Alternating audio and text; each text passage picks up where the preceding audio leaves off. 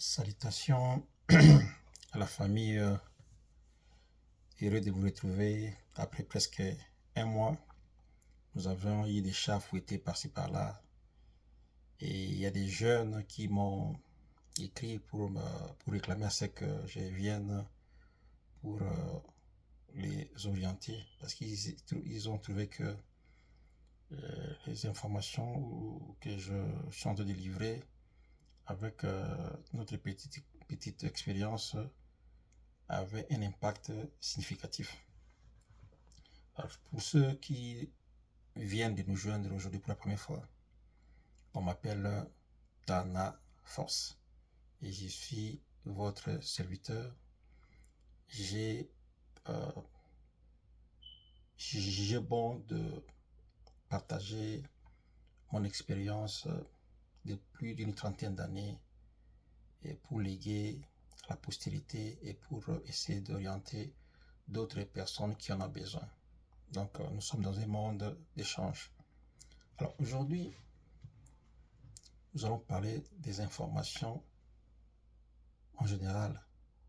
Nous sommes dans un monde aujourd'hui où il y a beaucoup d'informations à la télévision, à la radio, sur Facebook,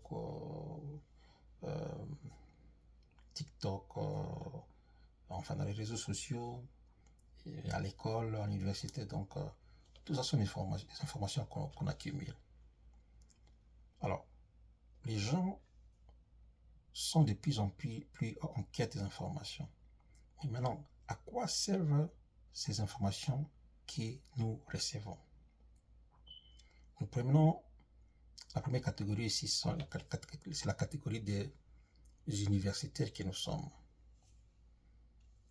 Quand on suit son cursus scolaire ou académique, et quand on termine, c'est un amas d'informations, une litanie d'informations qu'on emmagasine.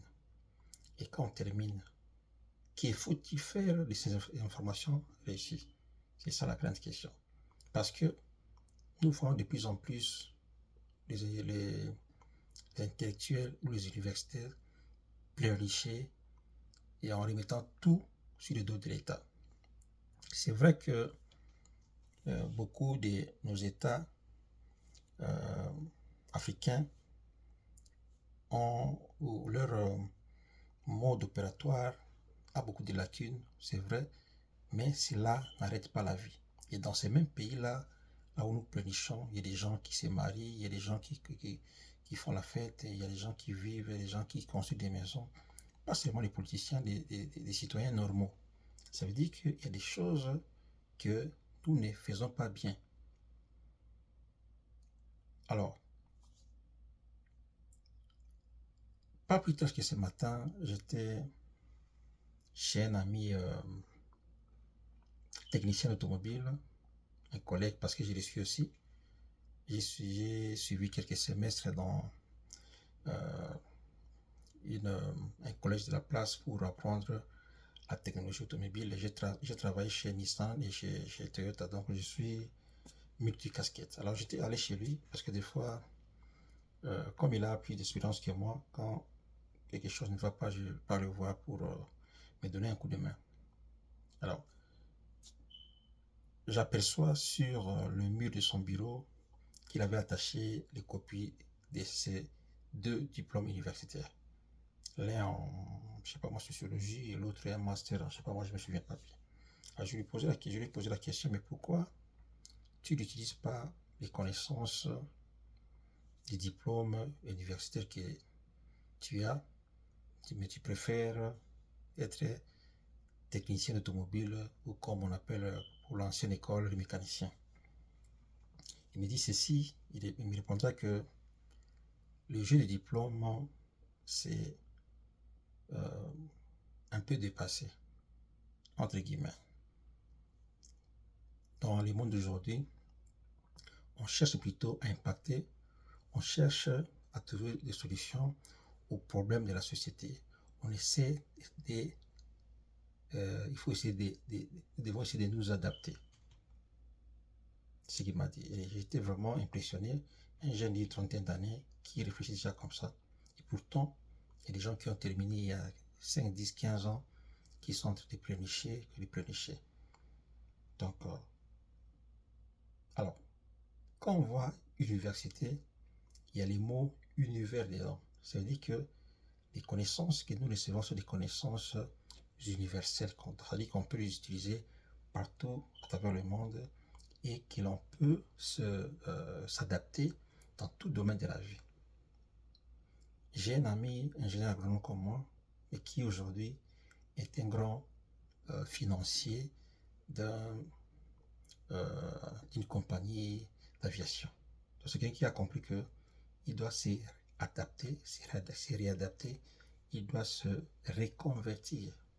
Je l'avais dit une fois dans une émission précédente. Donc, il ne faut pas que les informations que nous recevons soient seulement à titre informatif. Ce sont des informations que nous devons chercher à les rendre transformatives ou transformatrices, je ne sais pas quoi. Ça veut dire les transformer en richesse. Alors ça, c'était un message que je voulais lancer à nous, universitaires, ou non universitaires, mais quelqu'un qui se bute aux difficultés et qui reste là seulement à accuser le gouvernement. La vie ne s'arrête pas, la vie continue. Il faut chercher à transformer la petite information qu'on a en richesse, en regardant tout ce qui est autour de nous. Je donne un autre exemple, je l'avais dit l'autre fois. Un monsieur, directeur d'une entreprise d'aviation, dans directeur de son état, comme tout parent, il voulait c'est que tous ses enfants aient à l'université. Et l'un d'eux, qui se connaissait bien, comme on dit, connaît toi-même, qui était un peu récalcitrant, il a dit à son père que lui n'avait pas la tête d'aller à l'université. Il s'est frotté un peu avec son père, mais il a eu gain de cause. Il est allé faire sa formation en électromécanique, une formation de 2 ans. Après, il a travaillé chez quelqu'un et puis après, il a ouvert son atelier. Au moment où ses frères rentraient à l'université, chômeur, lui il était déjà en avance, il avait un chez lui. C'est même lui qui aidait ses frères qui attendaient à ce que les gouvernements puissent les embaucher. Vous voyez que c'est quelqu'un qui a compris avec sa petite connaissance qu'il a transformé en richesse en créant son atelier pour trouver solution aux problèmes de la société.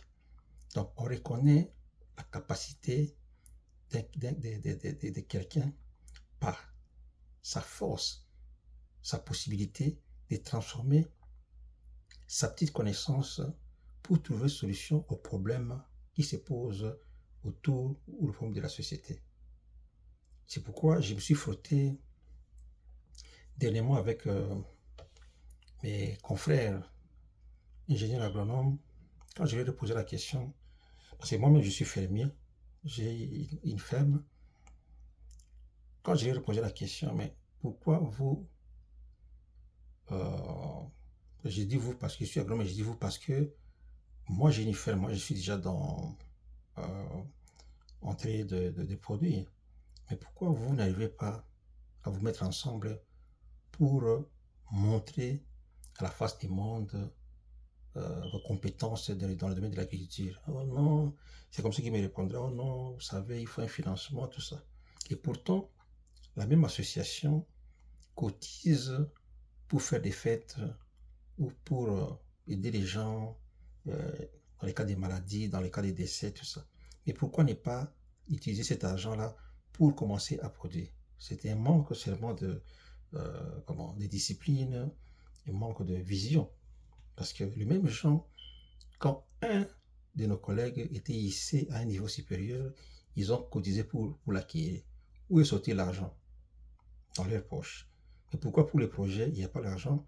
Et pour les choses qui vont, pour les choses éphémères, l'argent sort directement. Donc, c'est un problème de vision. Arrêtons de pleurnicher, arrêtons de tout mettre sur les dos du gouvernement, mettons-nous au travail. Si les diplômes ne payent pas, mettons-les dans les tiroirs, transformons le peu que nous connaissons dans un domaine qui paye. Et pour les cas du jeune qui avait fait l'électromécanique, à un moment donné, son frère universitaire est venu travailler avec lui pour l'aider dans la comptabilité et l'organisation de son atelier. Vous savez que dans cette université l'avait compris aussi qu'il pouvait jouer un rôle dans le petit atelier de son petit frère. Et il est venu l'aider à réorganiser l'atelier, à se restructurer, tout ça, et l'atelier avait grandi. C'est comme ça que nous devons agir dans la société avec les petites connaissances que nous avons. Arrêtons d'accumuler des informations à titre informatif. Utilisons plutôt ces connaissances-là ou filtrons, trions les informations qui peuvent nous aider à transformer la vie, à créer de la richesse dans les domaines qui nous entourent. J'ai toujours parlé d'un collègue quand on était en 11e année. Il était déjà loin, il était tailleur. Il avait appris le métier de coudre près de son oncle. Quand nous, on était encore chez mes parents, il louait déjà un studio à 17-18 ans.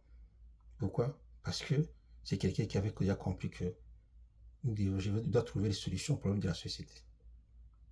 Donc, il y a plusieurs domaines de la vie qui nous entourent. Ne voyons pas seulement les bureaux. Copions la mentalité américaine, la mentalité anglo-saxonne. Quand on a un diplôme, sincerement, on cherche un domaine qui peut marcher. J'ai un ami, je vous ai dit l'autre fois, docteur en, je sais pas, en physique ou en communication. Il n'a pas trouvé son compte. Il est chauffeur d'un grand camion. Il élève ses enfants. Il fait sa vie, il vit bien. Donc, c'est comme ça. Arrêtons notre système francophone là de nous cramponner trop sur le diplôme sans impacter. Il y a des gros mots, des gros français, mais après, on n'avance pas. Mouillons les maillots. Même un travail qui est salissant, faites-le si ça paye. Enlevons, mettons hors de nous l'arrogance, les gros dos. Moi, je peux pas faire ça. Moi, je peux pas faire ça. Non, c'est dépassé. L'époque de nos parents où c'est sur les diplômes qui parlaient est déjà révolu. Maintenant, il faut chercher les domaines là où impacter. Très important. Voilà les amis, c'était notre contribution d'aujourd'hui. Nous devons changer de paradigme pour réussir. Surtout quand on a déjà en charge une famille, faut être responsable, faut bien avoir une bonne vision pour réussir. C'était Dana Foss. Peace.